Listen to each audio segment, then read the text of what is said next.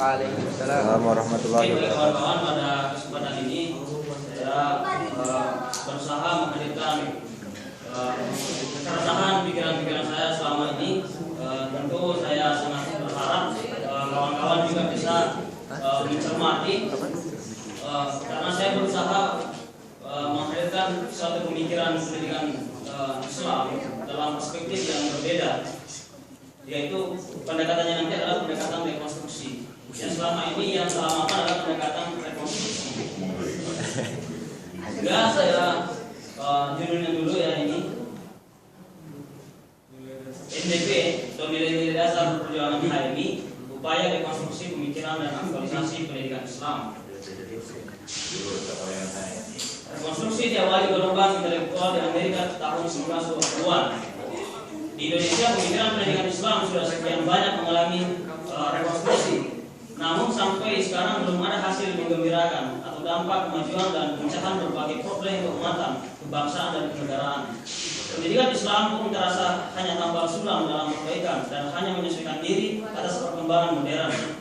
Pendidikan Islam kita selama ini di dunia Islam atau di Muslim, terutama di Indonesia, belum punya landasan baik tentang pendidikan Islam. Sejak hasanah intelektual pindah di Eropa dan Amerika di abad pertengahan, pendidikan Islam belum memberikan kemajuan peradaban yang berarti sampai di abad 21 ini. Menurut penulis, ada yang salah terhadap pendidikan kita selama ini. Kemudian, konferensi pendidikan Islam internasional pun pernah dilakukan di Saudi Arabia 1970-an. Tidak juga memberikan rumusan yang jelas tentang pendidikan Islam. Yang ada hanya perdebatan istilah apa yang terdapat dalam pendidikan Islam, entah itu tarbiyah, taklim, takdim yang diperkenalkan oleh Naqib Al-Atas. Itu merupakan kritikan saya terhadap Naqib Al-Atas hanya mengajukan perdebatan tentang istilah-istilah dan tidak memberikan rumusan yang jelas tentang pendidikan Islam. Ini kegelisahan akademik penulis yang selalu mendapatkan landasan tepat dalam pemikiran dan aktualisasi pendidikan Islam. Sehingga penulis menawarkan metode lain, mungkin dianggap keluar dari struktur yang selama ini berkembang, yaitu metode dekonstruksi.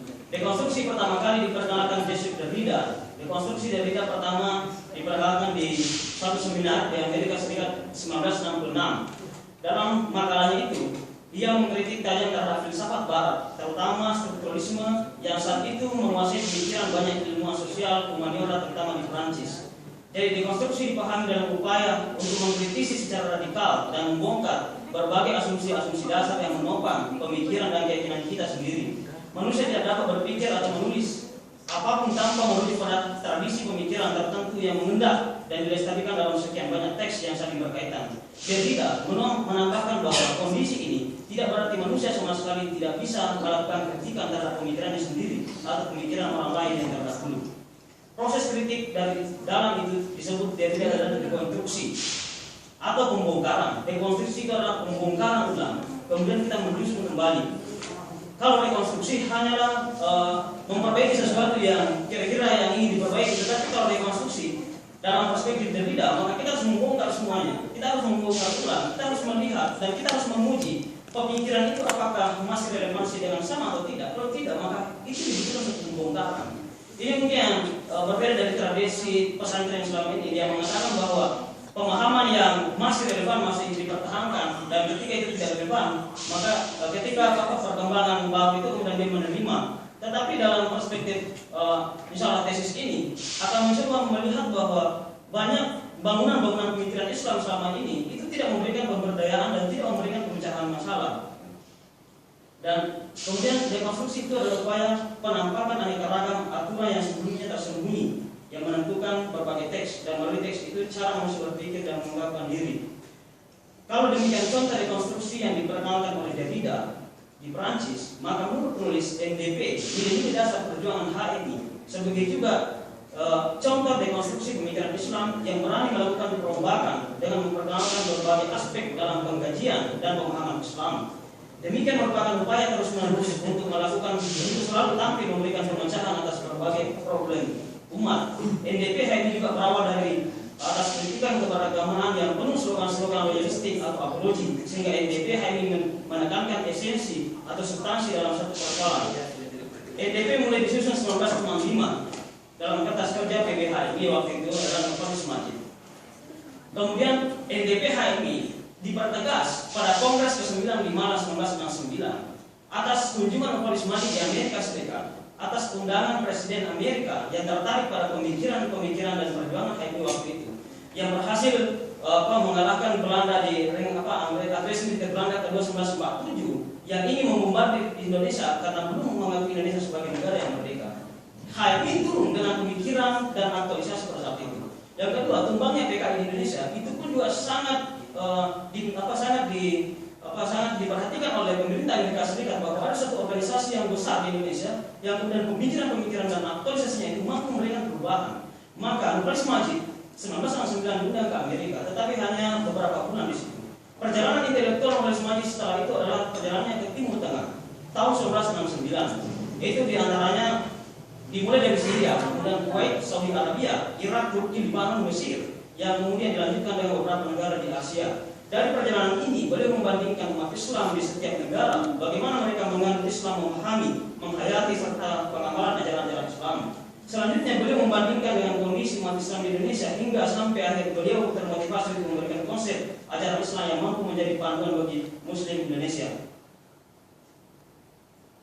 Nah, dalam NDP HMI ada 7 rumusan pokok atau ada 7 bab yang dirumuskan Nurholis Majid. Dari perumusan ini, NDP HMI merupakan cara tafsir kadar-kadar HMI dalam Al-Quran, yang 30 juz Al-Quran itu merupakan proses pemadatan kadar-kadar HMI melihat inti-inti pokok dalam Al-Quran itu. Maka rumusan yang pertama dilakukan oleh Majid, yang pertama dasar-dasar kepercayaan. Ini pun dikembangkan dari suatu piramida besar. Kalau Dr. Hanaki kemudian dalam penelusurannya itu adalah theoanthropocentris. Kalau Nurholis Majid theoanthropocentris dan kosmocentris, 3 piramida. Ini pun diinspirasi oleh perubahan Marx waktu itu, yaitu Tuhan, manusia, alam. Itu dilakukan oleh Nurholis Majid. Kemudian dia ternyata penelusurannya Nurholis Majid bahwa ternyata dalam kitab suci Al-Quran hanya 3 pembahasan pokok, yaitu Tuhan, manusia, alam. Dari sekian banyak ayat dan sekian banyak surat maupun juz dalam Al-Quran, hanya 3 pokok di sini dalam Al-Quran. Yang pertama dimensi ketuhanan, yang kedua dimensi kemanusiaan, dan yang ketiga dimensi dimensi alam. Dari ketiga itu, maka dia mencoba mengembangkan dalam 7 bab sebagai landasan perjuangan sebagai pemecah masalah dalam kondisi apapun. Yang pertama dasar-dasar kepercayaan, yang kedua pengertian dasar tentang kemanusiaan. Bab ketiga itu kemerdekaan manusia dan keharusan universal. Kemudian bab keempat Tuhan yang Maha Esa dan kemanusiaan. Kemudian yang kelima individu dan masyarakat. Yang keenam keadilan sosial dan keadilan ekonomi. Yang ketujuh kemanusiaan dan ilmu pengetahuan. Dari landasan pokok Islam dalam perspektif NDP HMI, tidak ada pendekatan fikih maupun sofistik sebagai landasan pokok Islam. Ini menunjukkan bahwa sarjana Islam HMI sejak awal 1970-an berani keluar dari struktur pemahaman Islam yang selama ini dianggap berkembang selama beberapa abad. Jadi sebagai kesimpulan pada mengawali tulisan ini, bahwa saya berusaha NDP HMI dan dekonstruksi itu saya mencoba campurkan dalam pemikiran dan proses pendidikan Islam. Bagaimana nanti hasilnya? Saya mencoba melakukan suatu penelusuran yang lebih panjang ketika ini diterima oleh dosen kita, dan saya berharap itu bisa diterima. Ya mungkin untuk sementara waktu seperti itu. Ya. Baik, kita nunggu mendengar suara ajan dulu. Baru kita lanjutkan. Berarti tinggal satu aja ya. Yang satu besok aja ya. Yang mau maju besok. Kita tampilan Anda besok, Anda lebih dulu maju. Ya. Oke. Nanti yang dapat besok.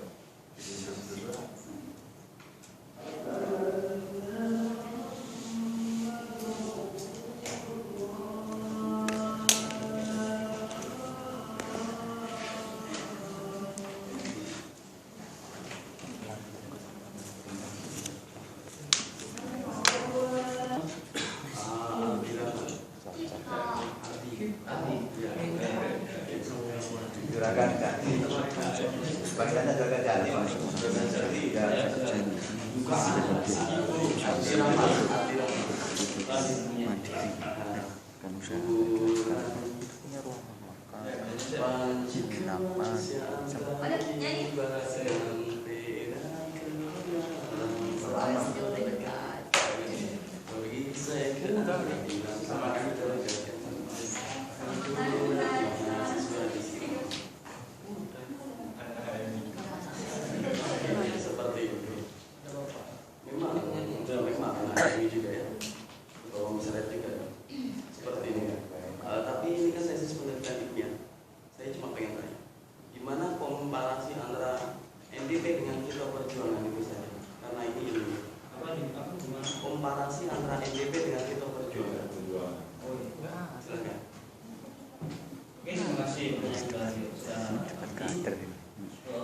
DPH itu merupakan landasan perjuangan, itu dikaji dalam perspektif Al-Quran dan As-Sunnah.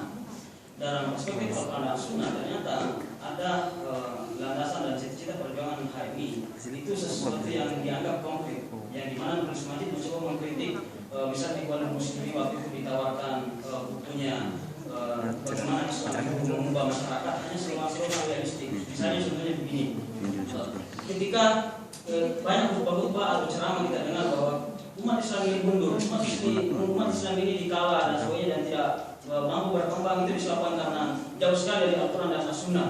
Oleh karena itu mari kita kembali kepada Al-Quran dan As-Sunnah. Tetapi pertanyaannya, ketika kita kembali ke situ tidak ada rumusan yang jelas, maka NDPH ini mencoba memberikan rumusan yang jelas bahwa kembali kepada Al-Quran dan As-Sunnah ada 7 bab. Ada 7 bab yang harus kita perjuangkan. Kalau misalnya di Indonesia galian susah dan galian ekonomi sangat susah sekali kita pertemukan, maka NDPH ini mencoba menerobos dari bab 6. Itu salah satu. Itu caranya. Ya. Oke, bagus, sepakat dan hanya sekitar ketakutan saya nanti Kak, ini kayak hati gimana? Makanya ya. Hati-hati saja kan? Itu kehati-hatian gitu. Oh iya, tapi it's okay, bagus. Iya ya. NDPH ini adalah hasanah intelektual Nulis Majid.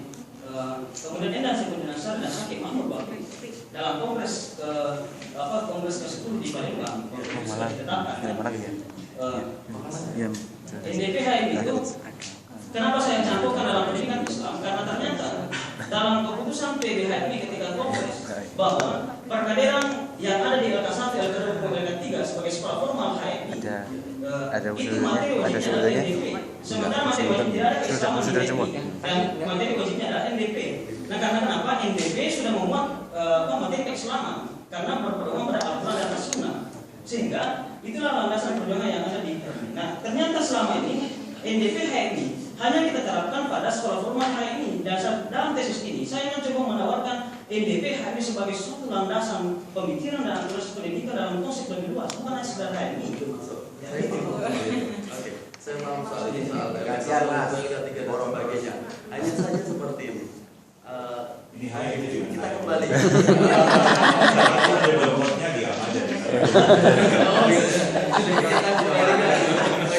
Kita kembali ke Dorkalis Majid. Dorkalis Majid dia mempunyai pola pemikiran seperti ini. Dia selalu itu sampai tunjuk-tunjuk jari dia seperti itu. Berpikirlah global, bersikaplah lokal. Ini seperti itu. Pesan terakhir sebelum beliau dalam bukunya diteruskan. Iya mas, karena NDP HMI ini dia menawarkan bagaimana mengkaji Islam tidak hanya perspektif timur, tetapi perspektif barat. Jadi maksudnya pemikiran Nulis Majid berpikir global, itu globalnya itu.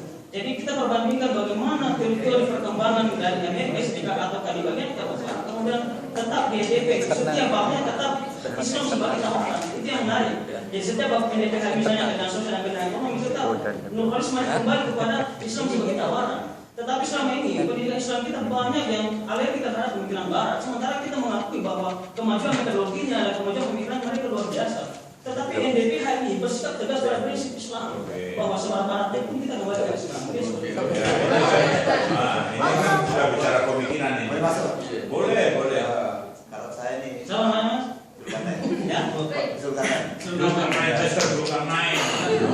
Ya silakan. Itu pakai kalau ini kan Mas, kalau ini perdebatan pemikiran ya, kita bahas ini adalah metode penelitian bagaimana tesis kita bikin itu maksudnya Mas.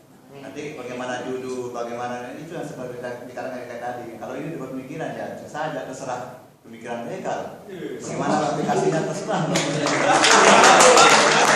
Bagaimana hubungan misalnya tadi kayak ya itu yang kita bahas supaya kita tahu bagaimana sih bikin tesis sebenarnya loh.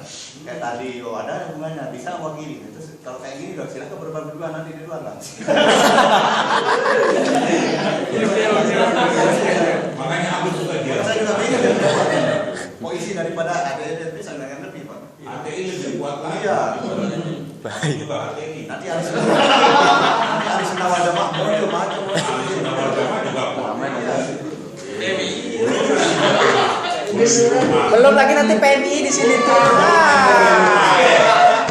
Belum nanti saya di rumah saya berhadapan dengan dua anak yang hati bapak ini kuliah di UIN Pancasila. Pak, dan yang lain Pak. Mana definisinya apakah nanti yang banyak ditanyakan tatkala ujian tesis itu apa sih? Yang itu yang kita berdalam. Iya. Oke, judul ini bagus ya. Iya. Anda mau memetani, Anda mau melihat kayak apa sih perjuangan HMI. Ya. Tapi judul jangan disingkat ya. Nilai-nilai dasar perjuangan himpunan mahasiswa Islam, dekonstruksi pemikiran dan aktualisme. Itu bagus itu. Itu jadi nilai-nilai dasar perjuangan HMI, dekonstruksi pemikiran pendidikan Islam. Tidak usah aktualisasi aja, dekonstruksi pemikiran aja. Jadi nilai-nilai dasar himpunan mahasiswa Islam, dekonstruksi pemikiran pendidikan Islam di Indonesia itu bisa bagus itu. Anda membahasnya cukup panjang itu. Itu nanti saya kasih Mara Bustam aja yang bimbing kamu ini. Jangan saya nanti. Referensinya Pak ada apa? Saya itu kan ngomongnya kemana-mana aja gitu. Asal ngomong aja, bukunya tebal gitu ngomong aja gitu. Kapan selesainya? Tidak nama-nama, dari sudah Pak. Kapan selesainya? Dari sudah. Saya pernah nulis itu sampai ditegur oleh Prof. Bernard itu kapan kamu itu berhenti? Itu harus di-cut, nota berhenti. Akhirnya ya saya berhenti nulisnya. Ini bagus, ini judul ini bagus. Jadi, tapi mungkin Anda punya basic referensinya dulu. Iya, Pak. Referensi kamu harus kuat. Nah, judul ini sudah bagus. Begitu di rumusan masalah orang nyambung. Nanti orang nyambung. Orang nyambung. Di rumusan masalah itu yang kedua itu nggak nyambung. Itu. Ya. Bagaimana dekonstruksi pemikiran Islam dalam perspektif itu kamu mencari pemikiran Islam dalam nilai-nilai dasar. Tapi begitu yang kedua, bagaimana Bendustokopal apa ini postmodernisme nggak nyambung dengan judul besar kamu gitu. Kalau yang ketiga yang C masih nyambung gitu. Sehingga lalu kamu mau melihat bagaimana sih nilai-nilai dasar yang ada dalam himpunan mahasiswa itu, lalu muncul dekonstruksi pemikiran itu kan caranya yang kamu cari kayak gitu. Itu dekonstruksi pemikiran pendidikan Islam. Aktualisasinya saya pikir tidak perlu, karena kamu mau mencari pemikirannya. Kalau orang pemikir itu tidak bicara aktualisasi. Aktualisasi nanti orang lain aja yang ngomong. Karya saya dikritik, bicara kok awam, buku ini kok awam-awam, buku yang satu juga awam-awaman. Saya bilang, kamu yang akan menerjemahkan buku saya menjadi aktualisasi. Padahal saya tahu dia tidak bisa menulis. Tapi saya membesarkan dia, biar saya juga tidak saya menggunakan bahasa halus. Kamu yang menerjemahkan buku saya, mengaktualisasikan dalam bentuk aktualisasi. Padahal saya tahu dia tidak bisa menulis. Jadi begini, jadi mengkritik orang itu kamu juga harus bisa sebenarnya. Anda mengkritik orang, Anda harus bisa juga. Kalau Anda nggak bisa, ya jangan kritik. Lucu. Gitu ya. Ini bagus. Tinggal Anda memperbaiki satu dari rumusan masalahnya, kemudian literatur reviewnya. Banyak buku yang menulis tentang HMI banyak penelitian yang menulis tentang HMI cukup banyak itu literatur reviewnya. Ya, Anda mungkin lebih pada library research ya. Library research, sehingga lalu Anda harus munculkan mana yang menjadi sumber primer, mana yang menjadi sumber sekunder. Oke ya? Oke, kita beri keputusan. Masih bisa satu lagi? Sudah tamat ya? Dan kita anggap cukup? Cukup. Berarti oke.